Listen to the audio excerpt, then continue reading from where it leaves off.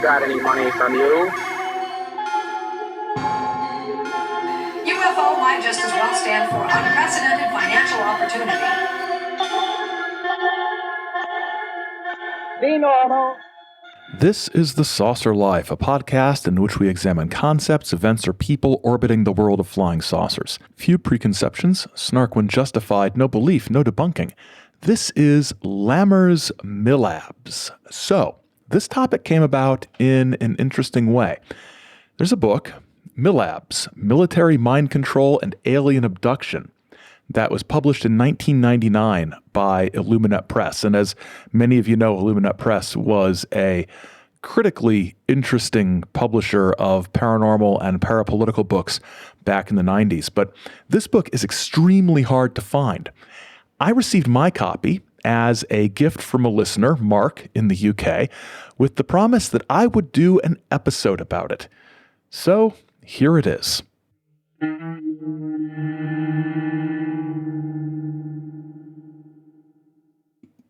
Okay, so just to lay it out there in case you don't know, the term Milabs is a term that this man, Helmut Lammer, came up with as a sort of portmanteau of military abductions. And there's overtones of mind control with it. And we've touched on this topic of mind control and alien abductions and possible government involvement in it in a number of previous episodes in one way or another. Probably the most prominent one is our episode we did on Martin Cannon's essay, The Controllers. It also came up in the works of Leah Haley that we looked at a couple years ago. So who is Helmut Lammer? Well, he's billed, whenever he's mentioned, as an atmospheric scientist. Back in the 90s, that's how he was introduced. Atmospheric scientist Helmut Lammer. He lives in Europe, and I Googled him. I think he's on LinkedIn. I found his homepage or his staff page at his job at the Austrian Academy of Sciences, where he continues to work on stuff about atmospheres, particularly exoatmospheres. I think that was the term, atmospheres and other planets, if I understand all the different scientific terminology. He's a legit scientist. He's authored and co-authored dozens and dozens and dozens of scientific papers, all with titles that are way over my head. So his background is not in really anything that has to do with the topic about which he wrote this book about. He's not a neurosurgeon. He's not a neuroscientist. He's not a psychologist. He's really not a ufologist, really. It's a different sort of background. And one could argue that as an atmospheric scientist, he doesn't really have expertise in these sort of ufological topics. But to be fair, nobody really has expertise in ufological topics, unless they've gotten it by reading a bunch of UFO books, right? Now, what I like about Lammer is that he doesn't really throw around, at least that I noticed, the fact that he's a scientist as proof that his ideas are the right ones. So I liked that. Now, as for his wife, Marion, his co-author on this, I could not find other information on her at all, except her role working with him on this book. If anybody has any Marion Lammer bio scoop out there, feel free to hit me with that information. He did author other books on UFO subjects, primarily in German, but the Milabs book is really the one he is the most known for, or the one for which he is the most known, if we want to be really, really picky about our prepositions. This episode is about this particular book, Milabs, and its precursors and responses to it. I just want to make sure you know this is not about the Milab mind control angle on abductions in general, because we'd be here all day with that. We might be here all day anyway. And I think that looking at the Milabs concept works better in the context of examining sort of the totality of an individual experiencer's story. So rather than this is all about Milabs and everybody who's claimed a Milab experience, I think it works better, sort of like we did with the Leah Haley thing. This is Leah Haley's story and how she described it. And in the course of that, she comes to this conclusion about the government and military angle with regard to alien abduction experiences. And this book is significant, really, because Lammer develops this term Milabs. He begins this argument about it, or his theorizing about it, before the book is written, and we'll talk about an essay in the MUFON UFO Journal that led this off. And another significant thing about this story is not just his theory, but about the people who came out sort of strongly against it, because they were some pretty interesting names, as we're going to find out. So just to give you a rundown of how we're going to do this, we're going to look at the essay that Lammer writes that kicks off the Milabs discussion. We're going to look at responses to that essay, and then we're going to look at his book, responses to that. And responses are going to be drawn from some big names and also some UFO buff on the street sorts of things, or at least some examples I was able to find on some of the darker, dustier, older corners of the internet. So the story begins in December 1996, or at least the December 1996 issue of the MUFON UFO Journal, where Helmut Lammer published an article called Preliminary Findings of Project Milab, Evidence for Military Kidnappings of Alleged UFO Abductees. It's a 6-page article, and it would form the core of what Lammer would later write about in his book. But this is a preliminary report, so we should not be surprised if there is some difference, some development between this version of his argument and what eventually appears in his book. This article would be transcribed and find itself posted and reposted all over the internet, which made it a handy précis of his ideas about this topic that was, easily obtainable for people, because the book itself would end up being so difficult to find. I think if Lammer's MUFON article hadn't made it out there onto the internet in various forms, we wouldn't really hear that much about him, except that he wrote this book. But because this article had quite a bit of circulation on Usenet and websites and things like that, people became more familiar with his ideas than they would have if it were only available in the book, since that book would go out of print, and indeed Illuminat Press would cease to exist not long after it was published, and remaining copies of the book would be rare and expensive. Lammer begins the article by introducing the concept of military abductions and asserting that such claims are becoming more common all the time.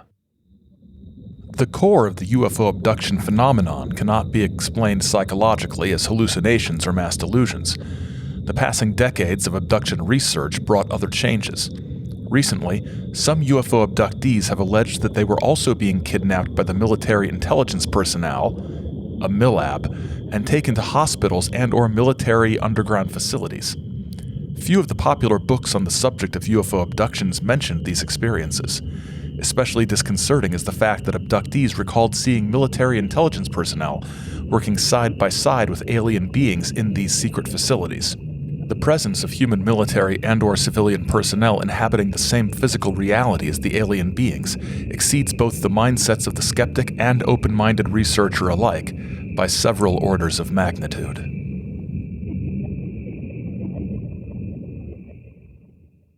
Lammer laments that abduction researchers tend not to focus on such cases because they are relatively few in number, and notes that mind control researchers, quote, suggest that these cases are evidence that the whole UFO abduction phenomenon is staged by the intelligence community as a cover for their illegal experiments, end quote. So basically, we're in a situation where these military-flavored abductions are either being ignored or used to marginalize or eliminate an alien explanation entirely.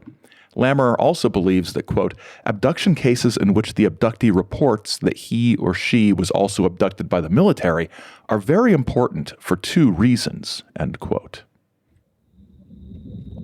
1. If the UFO community has evidence that a covert military intelligence task force is involved in the UFO abduction phenomenon, we would then know that this phenomenon represents a matter of national security.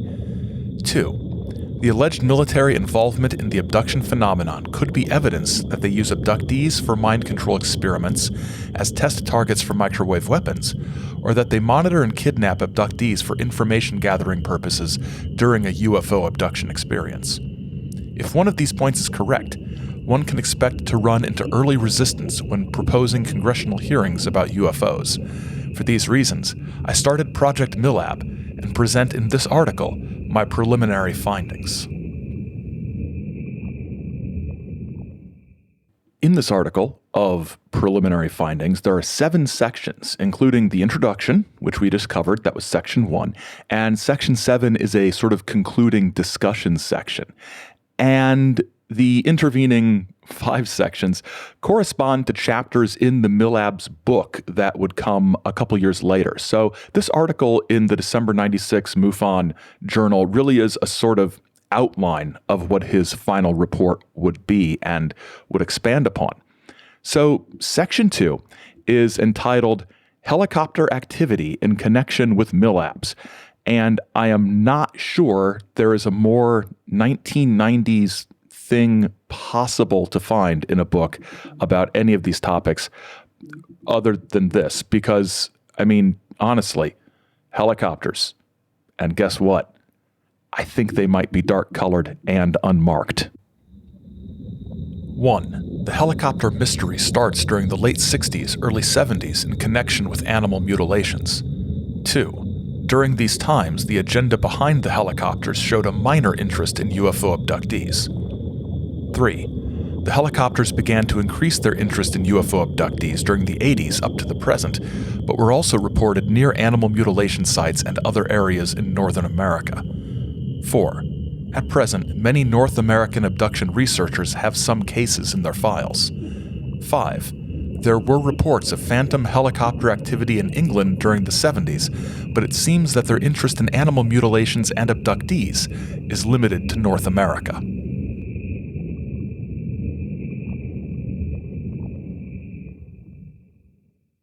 Just so you know, we will get into more depth on these ideas when we get to the actual book. But for now, I think it's good just to get an idea of his basic arguments and conclusion. You know, I like sort of going through these things in chronological order in the same way that people who were first being exposed to the ideas and things like the MUFON Journal and these books would have experienced them. The next section is entitled Alleged Kidnappings by Military/Intelligence Personnel. Lammer points to the abduction experiences that were experienced by Leah Haley and Katharina Wilson and Carla Turner and reports that, quote, a worldwide survey, and this might be addressed in the book. I'm going through these things in chronological order. So if I was just reading this, I would note that, and I'll finish this sentence in a bit, I would just note that there are lots of footnotes for the various claims that Lammer is making.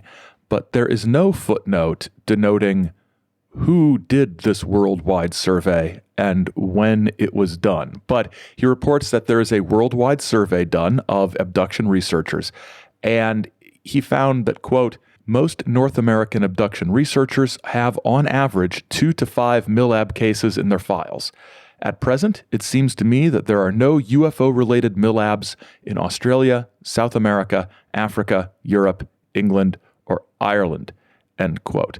So just some sort of data science, and that's overselling what I know about data science, but some data science-y observations about this. North American abduction researchers have on average 2 to 5 Milab cases in their files. That is an almost entirely meaningless statement unless we know the actual total number of abduction cases in their files.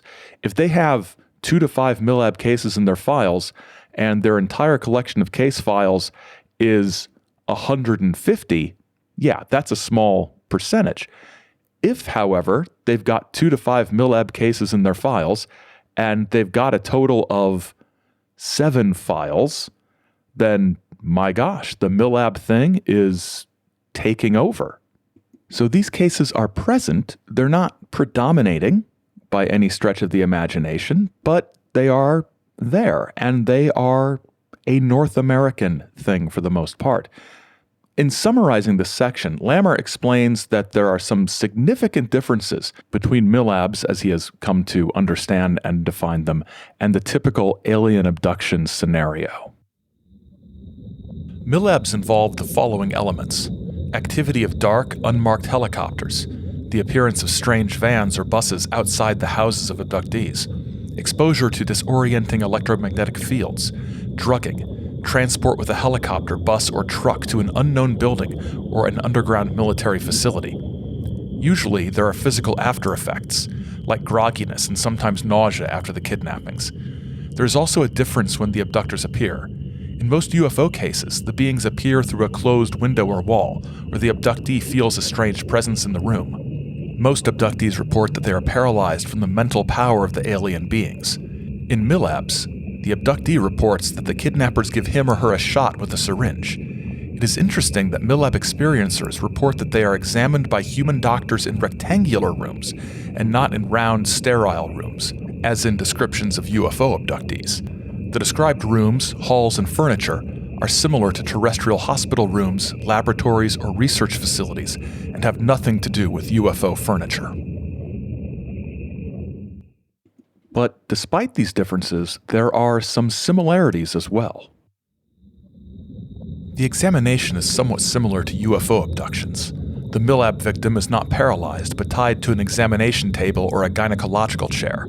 Sometimes the abductee gets a strong drink before an examination. This is perhaps a contrast-enhancing fluid. Milab doctors are mostly dressed in white lab coats and show an interest in implants and/or gynecological examinations. In some Milab cases, a military doctor allegedly searches for implants and sometimes implants the abductee with a military device. Therefore, surgeons seeking advanced alien implants should also be prepared to possibly find military devices too. We'll get to this notion a bit later, but I noted at this point in my own initial reading that this concept of screen memories or other kind of mind manipulation could account for some of these differences and similarities between so-called Milabs and, let's say, so-called traditional alien abductions. The next section is entitled Terrestrial Implants, and here Lammer talks about RFID tags, the size of a grain of rice, that are being developed that could possibly be modified to track humans. And he also explains that some abductees, like Leah Haley, have had such items removed from their ears. One example of these devices, he says, can be tracked by equipment on military helicopters.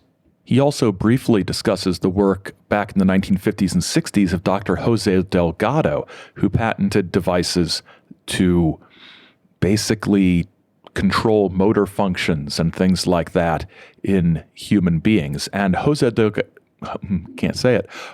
Delgado's work has been discussed, I think, in every treatise, essay, book, chapter, web post, YouTube rant about mind control implantation that I've ever happened across. I think I first heard about Jose Delgado's work in an interview that Jim Keith did when he was promoting his book, also from Illuminat Press, Mind Control, World Control. Lammer also explains that investigation into these devices has been ongoing, but not necessarily within the UFO community. Implants were being used on unwitting persons as early as 50 years ago. One well-documented case of the implantation of an electronic device into a victim is the case of Robert Naslund. Mr. Naslund claims he was unwittingly implanted during an operation in Stockholm, Sweden. He has x-rays which show clearly a mushroom-shaped device in his brain. He claims that the operation was performed by Dr. Kurt Strand, who inserted the device in his head through the right nasal passage. Interestingly, UFO abductees since the 60s have reported how alien beings implanted small objects up their nose through the nasal passage and sinus cavity. The transnasal approach of implants is in common use in neurosurgery. Robert Naslund is not the only victim. He is now a researcher of Gruppen, an organization against illegal mind control experiments. Gruppen and other organizations like the Freedom of Thought Foundation have collected a lot of evidence that a secret implantation program is going on. These organizations are in contact with many victims all over the world who have reported similar effects as Naisland, but have nothing to do with the UFO community.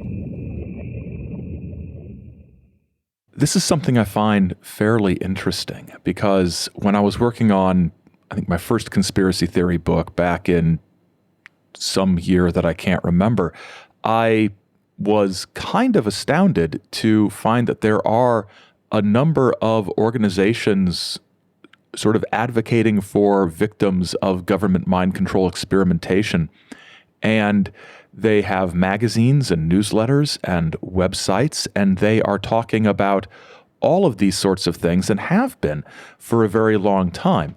But the UFO community, the sort of traditional UFO community back in the 80s and 90s that was all in on abductions, wasn't really looking at this. They were talking about implants. You had people like Roger Lear extracting implants and bits of metal and things from so-called alleged alien abductees, but rarely was the very plausible notion of these being terrestrial objects discussed very much.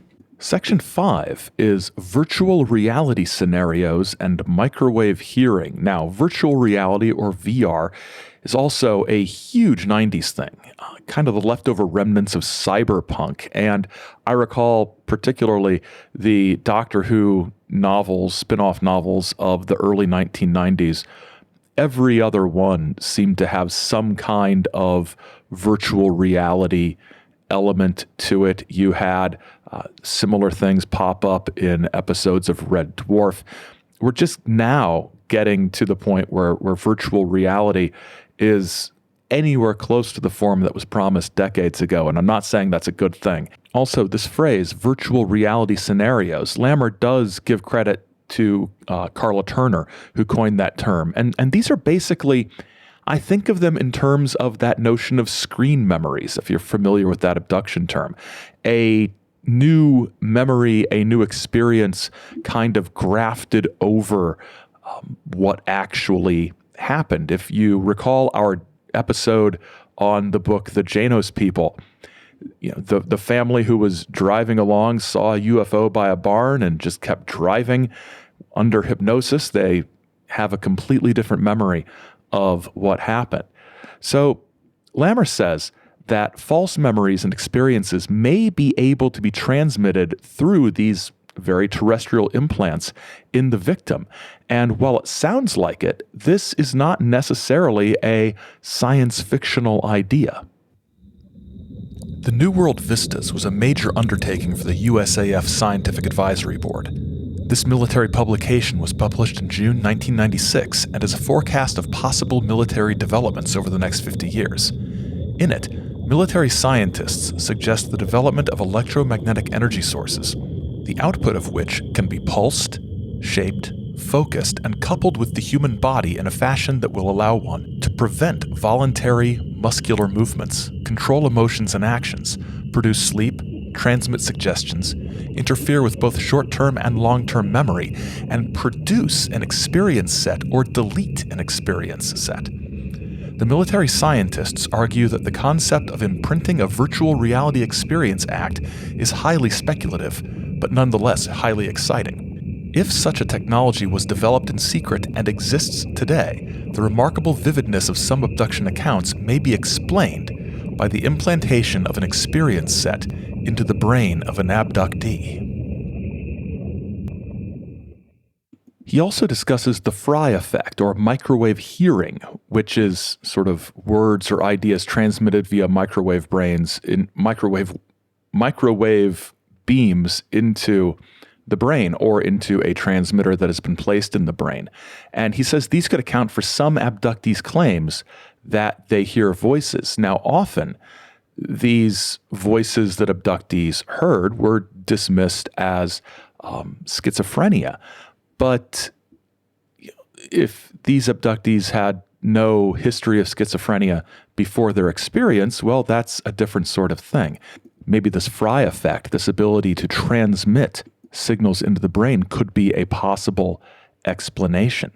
It's important to note that Lammer is very careful to explain that, quote, these scenarios cannot be the case for all UFO abductions, like multiple abductions, but it may explain a small portion or may play a significant role in Milabs, end quote. He's not attempting to explain away the entire phenomenon, just account for some aspects of it. And the final section before his conclusion is entitled Otherworldly Journeys and Military Underground Facilities. And here, Lammer refers to the work of Dr. Richard Sauter and his work on underground bases. Now, we did an episode about underground bases a while back, and I think we talked about Richard Sauter, so be sure to check that out in the archives if you have not. Thus, we know what underground bases are, but what about otherworldly journeys? Now, this is not just a generic term for a journey to another world. Here, Lammer is referring to a specific pattern undergone by abductees, as described by researcher Thomas Bullard. 1. Preparation. The alien beings put the abductee into a protective environment for the trip. 2. Travel. Actual transit to the other world occurs. 3. Underground. The abductee passes underground. 4. Landscape. The abductee sees the surface of the other world. 5. Museum. The tour of the other world includes a stop at a museum or zoo. He goes on to cite several abductee accounts, including those of Betty Andreasson and Carla Turner, that exhibit these things, but acknowledges that the flashbacks in which the abductees describe such journeys need to be investigated very carefully. Such flashbacks should be investigated very carefully, since they could be a mixture of an otherworldly journey, entering a well-lit underground city, and a Milab underground experience, seeing military personnel. It is also important to note that some abductees have flashbacks during which they see aliens and military personnel together, but during hypnosis, the abductee remembers only the military personnel. Perhaps the abductee mixed a UFO abduction experience and a Milab scenario, or the abductee underwent some kind of hypnoprogramming by military psychiatrists during the kidnapping. Perhaps the military uses something like electronic dissolution of memory, which is accomplished by electronically jamming the brain, causing the neurotransmitter acetylcholine to create static which blocks out sights and sounds. After this mind control procedure, a Milab abductee would have no memory of what she saw or heard. The mind of the abductee would be blank. There's a lot of maybe in there, a lot of perhaps, but Lammer is smart enough not to try and be too definitive about this stuff at this point. It's preliminary, after all, and he does admit that there's a possibility that Milabs are reporting, or that what Milabs are reporting are actually, quote, cover stories induced by the hypno-programming processes of military psychiatrists, end quote. He does acknowledge that some people claim that military folks could be dressing up as aliens, and that there are no alien abductions at all. He doubts this is the case, noting the military aspect shows up primarily after the 1980s, not before. Also, there are mind control victims that report the same effects as abductees without the UFO aspect, and he wonders why, if abductions are just a cover for mind control, there's the reproductive aspect to many abductee experiences. So he concludes that, it's not just all abductions are fake because it's just mind control experimentation, right? And he concludes the whole thing by providing a rundown of his current hypothesis. Milabs may be evidence that a secret military intelligence task force has been in operation in North America since the early 80s and is involved in the monitoring and kidnapping of alleged UFO abductees. In the beginning of the 80s, a lot of money became available under black budgets for top-secret military projects, like the Strategic Defense Initiative. This task force might be financed by a portion of this money. It seems to me that they are interested in well-investigated UFO abduction cases. They are monitoring the houses of their victims, kidnapping and possibly implanting them with military devices sometime shortly after a UFO abduction experience. It appears to me that they are searching for possible alien implants too. Their gynecological interest in female abductees could be explained if they are searching for alleged alien hybrid embryos, since many of the abducted females report missing embryo-fetus experiences. It seems equally probable that the force, or the people who are behind these kidnappings, employ advanced mind control technology, which is currently being tested illegally on people who have nothing to do with UFO abductions. He's threading very carefully the needle between acknowledging the terrestrial aspects of some abductions, but also connecting them to the possibility of actual alien abductions. It's not an either-or thing. It's not all mind control or all alien abductions. There are some of each that are on those extreme one or the other end, but there are many in the middle that might have elements of both. In a way, it's not entirely dissimilar to the John Keel O.H. Krill hypothesis of the military-industrial complex, or the military intelligence complex, rather, being in league with the aliens. Although here it's less being in league with the aliens and more being suspiciously curious about them. So that brings us to the end of Lammer's initial December 1996 article in the MUFON UFO Journal. And it would receive some responses from people, and one response from one person in particular in the MUFON Journal, and another response from that person that was not in the UFO Journal. And that is an interesting story as well. So in the next issue of the MUFON UFO Journal, which was February 1997, a woman named Victoria Alexander submitted a letter to the editor.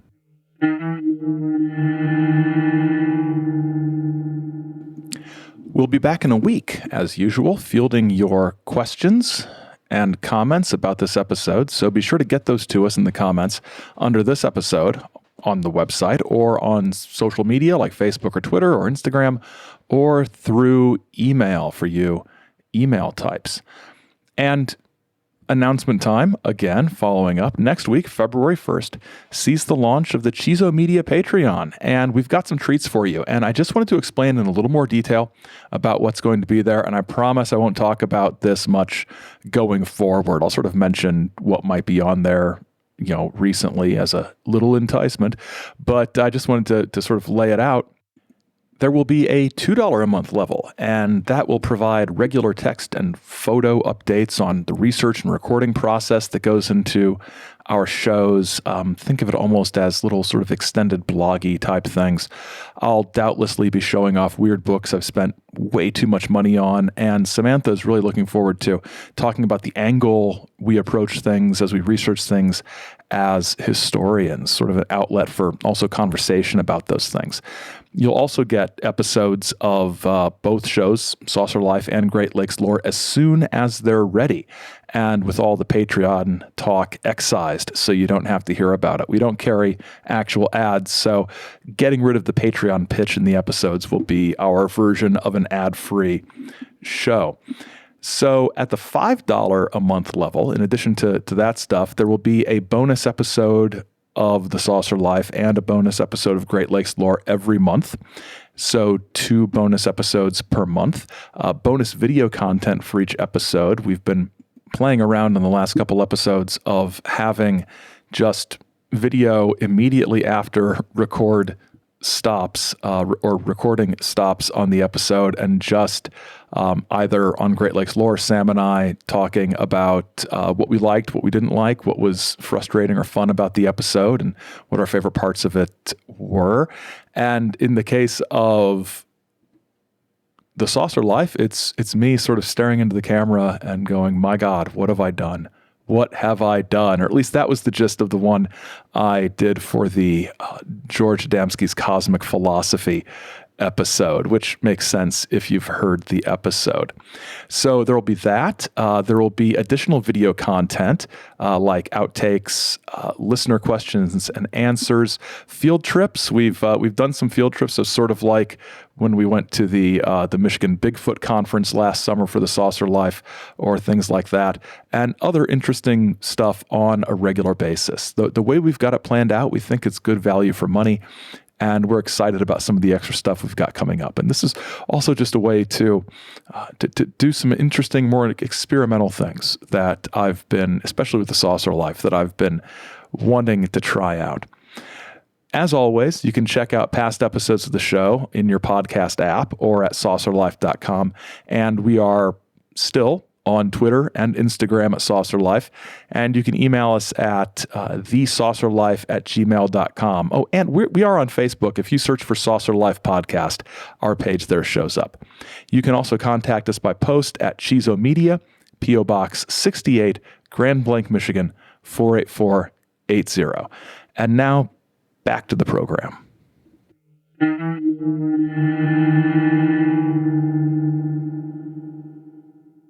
In the next issue of the MUFON Journal, the February 1997 issue, Lammer's article had generated some reader response.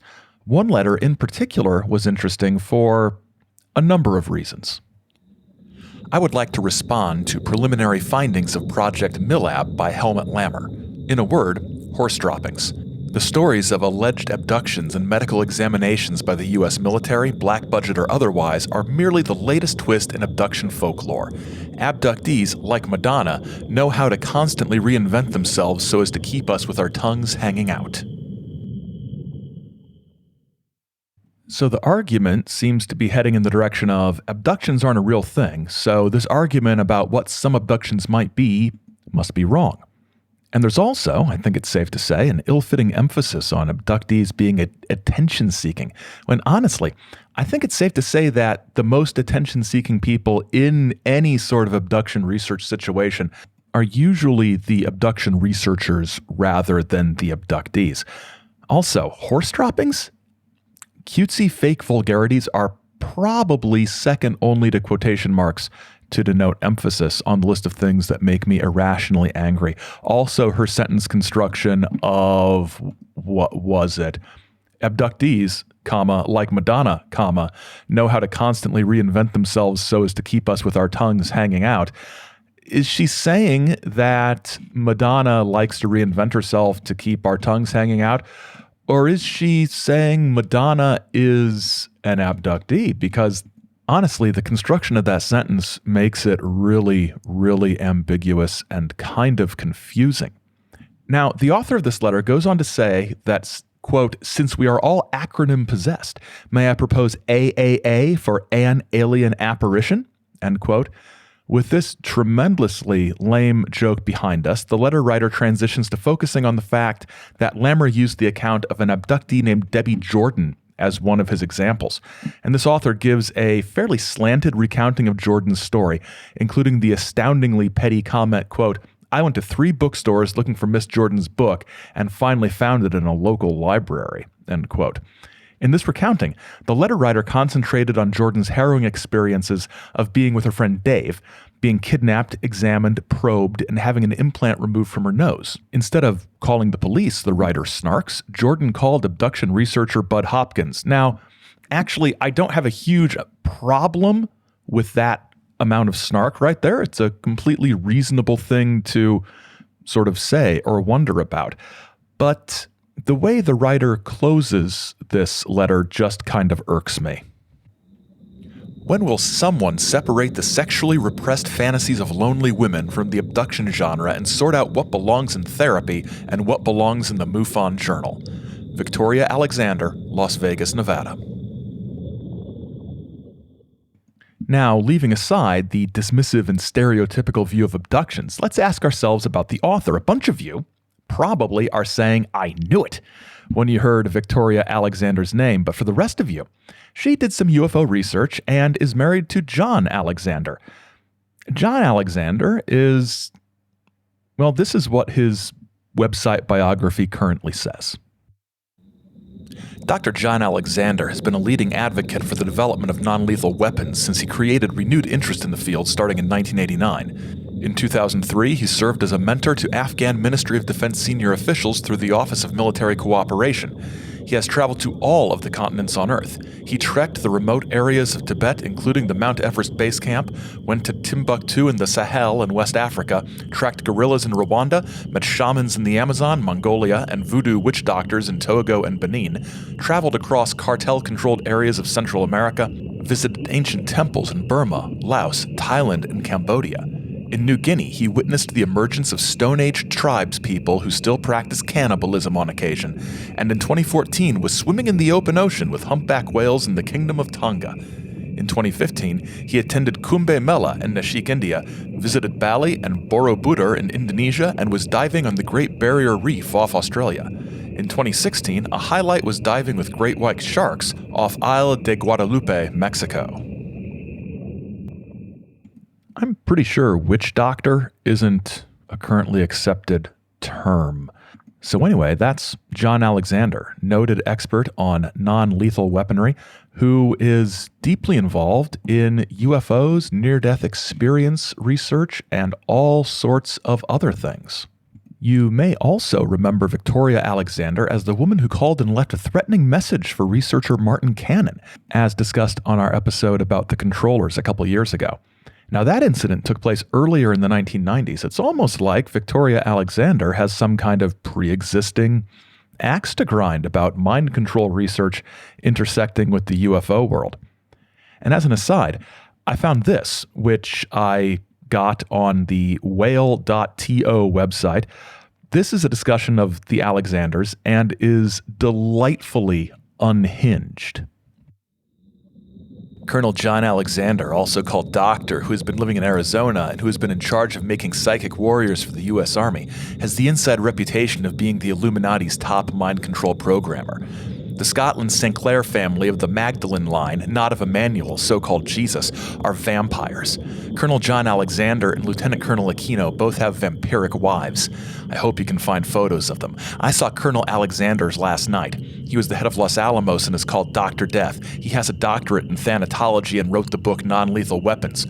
Chris O'Brien, who was lecturing last night in Sedona, said his wife doesn't eat. Hell no, she drinks human blood. Please see my page on Aquino's Sinclair wifey. By the way, the Da Vinci Code made the Sinclairs into heroin gods. Did you see the movie? Dan Brown got away scot-free. Notice, scot-free? Even though he stole the ideas from the books Genesis and Holy Blood, Holy Grail, but the judges of the Court of Snakes didn't fine him or sue him, but let him go since he did their bidding, of making them the children of Jesus, i.e. Emmanuel, via Magdalene.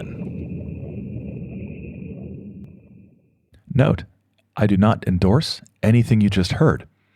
Another note, I barely understand anything you just heard. Now, in the next issue of the MUFON Journal, Lammer himself would respond to Victoria Alexander's letter. It is interesting to hear Victoria Alexander using fecal language, horse droppings, to criticize an article of which she has obviously read the first 2 pages. Perhaps it is easier for Mrs. Alexander to ridicule an abductee than comment on the evidence that I presented in Project Milab. For example, black helicopter harassment near the homes of Milab victims, similarities between terrestrial implant procedures and devices, and the reports of alleged mind control victims, and hypnosis transcripts containing descriptions of human military involvement. Is Mrs. Alexander an expert in the sexually repressed fantasies of lonely women, or does she simply discount all reports of abductions during which anything other than a sexually related event occurs? I eagerly await an AAA, another Alexander announcement, containing a more rational evaluation of my article. More science, please. Less polemic. Debbie Jordan would also fire back, focusing especially on the sexually repressed characterization of abductees, on which Alexander based a lot of her argument. I would also like to inform Mrs. Alexander that I've been happily married to my husband for 10 years. If she has any suspicions that I am a lonely woman who is experiencing sexually repressed fantasies, I encourage her to contact my husband herself by writing to Eric at ewilson@alienjigsaw.com. He would be happy to set the record straight and tell Mrs. Alexander how incorrect her outdated Freudian hypothesis is as it relates to me. Mrs. Alexander is incorrect again when she accuses us of being acronym-possessed, referring to the title of Dr. Lammer's article, Project Milab. I'm just guessing, but perhaps it is she who is acronym-possessed. After all, she's the one married to a retired colonel of the military. Ooh, shots fired. There's also another nice little dig at the end of Debbie Jordan's letter. Finally, and most importantly, what do stories of alleged abductions and medical examinations by the U.S. military, black budget or otherwise, have to do with sexually repressed fantasies? Is there something we should know about Mrs. Alexander? Now, I'm not entirely sure what that means, but it sounds pretty spicy. Victoria Alexander would expand her thoughts about Milabs and abductions in general in an essay entitled, "What Would Freud Say?" Probably something in German, it's my guess. But this was apparently submitted to, but subsequently not published by MUFON. It circulated online and eventually reached a wider audience on the website of CAUSE, Citizens Against UFO Secrecy, in March 1999. This is before the Milabs book was published, I'm fairly sure. I think that was later in 1999. The essay had appeared earlier, like I said, and the earliest version I found floating around, I'm not saying this is the earliest version, but this is just an earlier version I found, was from November of 1998. Now, the Citizens Against UFO Secrecy intro to this piece is, in my opinion, kind of annoyingly gushing, I guess. Cause presents a commentary by Victoria Alexander, the female energy behind the man known for his work with non-lethal weapons and allegedly a present member of MJ-12, her husband, John Alexander. Victoria has written extensively about her controversial opinions about certain aspects of the UFO phenomenon, and today's commentary is no exception. I'm going to start referring to the saucer wife when I introduce her to people as the female energy behind the host of several podcasts. What a strange way to put something. I don't know. It just sounds very strange to me. Alexander opens by, honestly, denouncing the entire alien abduction concept. At this time, there's absolutely no incontrovertible proof that aliens are abducting, experimenting on, sexually abusing, and mating with humans to produce a hybrid race. Ongoing fast-track advances in genetic engineering clearly indicates that physical intercourse to produce hybrids is extremely inefficient and unnecessary. As we have seen with the preliminary work in cloning, Earth scientists do not even need sperm or ova to reproduce offspring. Yet we are asked to believe clumsy, archaic procedures are conducted by a technologically superior species. What I find so strange about this, and about this entire article in particular, is that, it's sort of focused on Lammer's stuff, but also on the alien abductions in general, and those are two very different narratives about what is going on. So it seems like a giant bundle of various straw man arguments, none of which really get close to very logically attacking what Lammer is actually doing. So, abductions, no evidence. All we have, she says, are stories. But if the stories aren't factually real, what purpose do abduction accounts serve, she asks. And her explanation or argument about what abduction accounts really are for and what purpose they serve is a bit of an expansion on the direction in which she was going in her letter to the MUFON Journal. I propose that the abduction experience in some way enriches the lives of abductees by either purging their troubled psyches or allows them to undergo an arthritic sci-fi shamanic jaunt without the burden of leaving the comfort of bedroom and home. They undergo a self-described horrific ordeal, which sets them apart, identifies them, and regardless of angry denials, makes them special, either to investigators, researchers, the media, or their circle of friends. So we're back to this notion of the sharing of abduction stories basically being attention-seeking behavior. But what about those who aren't really seeking attention, who are anonymous, who are simply names in a file in some researcher's filing cabinet whose stories are never shared?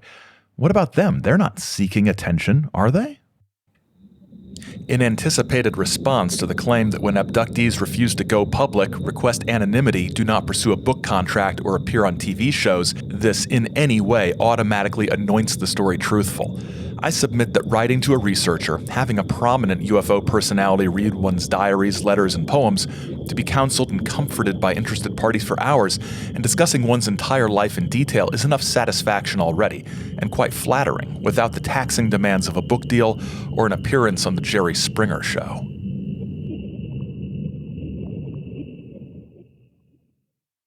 This is kind of gross. Regardless of the root cause of abduction experiences, it's often evident, at least to me, that in a lot of cases, there's some trauma at the heart of it, and it's real. And sometimes that trauma is exacerbated by the abduction hypnosis research process, depending on who might be involved.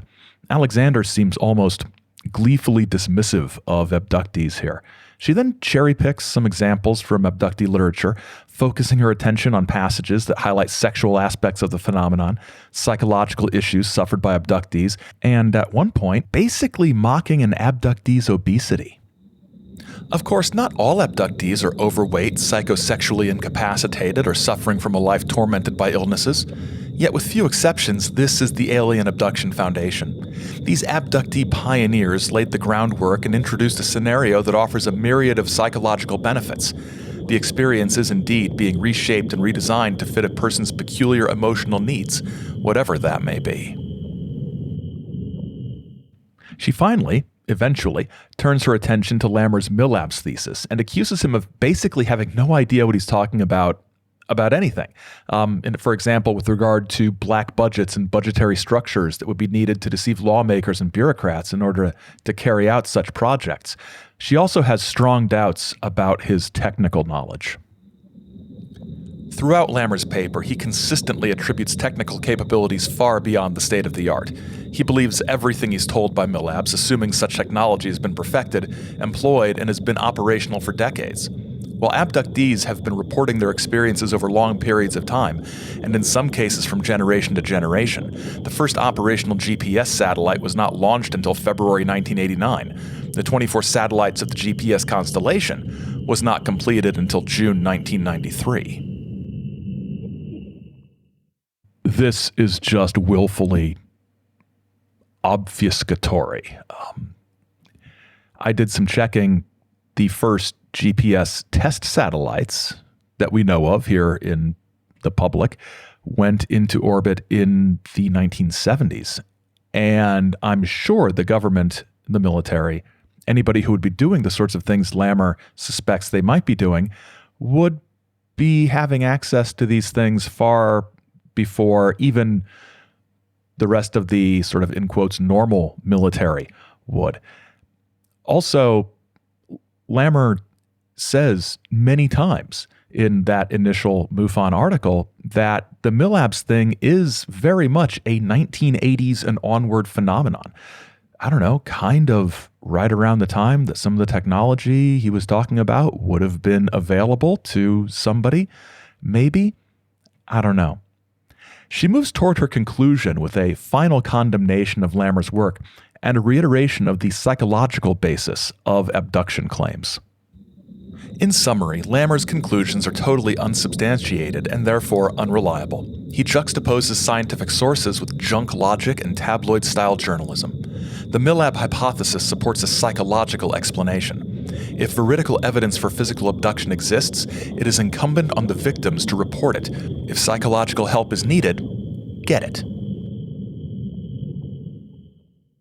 And then she moves into a final condemnation of abductees, and it's a doozy. Society applauds and encourages individuals to come forward and report domestic abuse, rape, child abuse, and sexual harassment in the workplace and the military. We support people who fight drug dealers in their neighborhoods.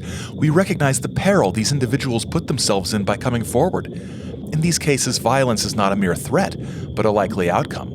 However, we allow abductees to be absolved from publicly reporting gross injustices against them by our military personnel.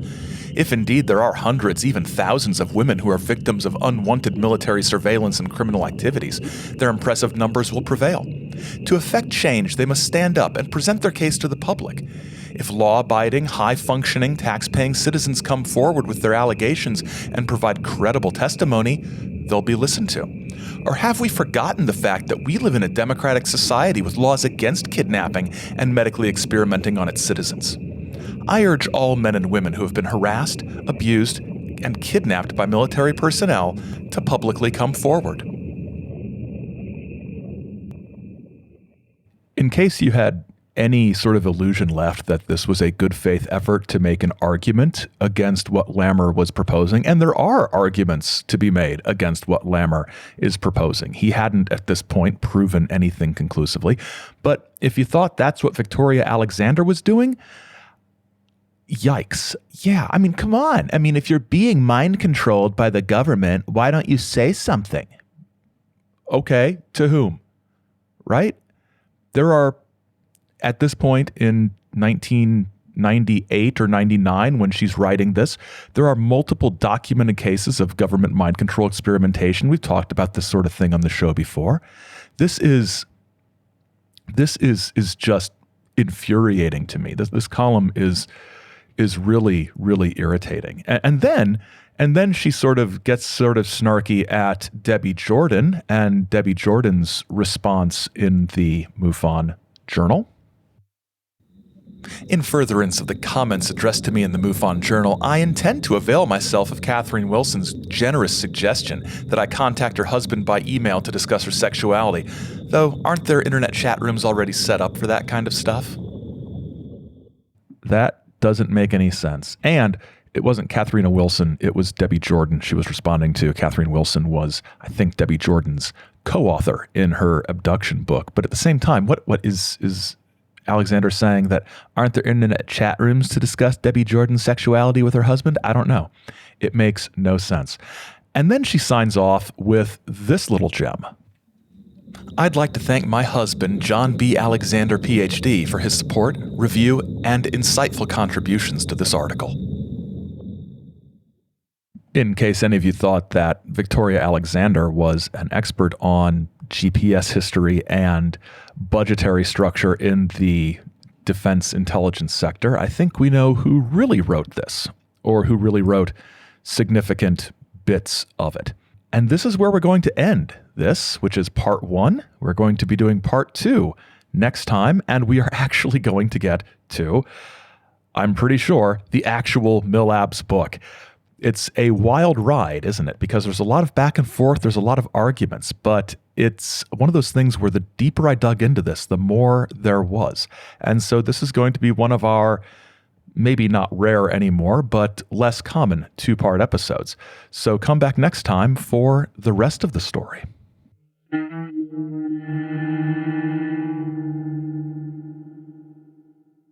Next time, more Milabs. Thanks for listening. Remember to send in your questions and comments via the usual social media or email channels, and we'll address it on our feedback episode next week, where hopefully I won't have to answer every question with wait for part 2. Our associate producer is Simpson J. Hanover III. The Saucer Life is a production of Chizo Media, LLC. Chizo Media, our heart is with the people. Till next time, keep watching the skies, because the skies are watching you.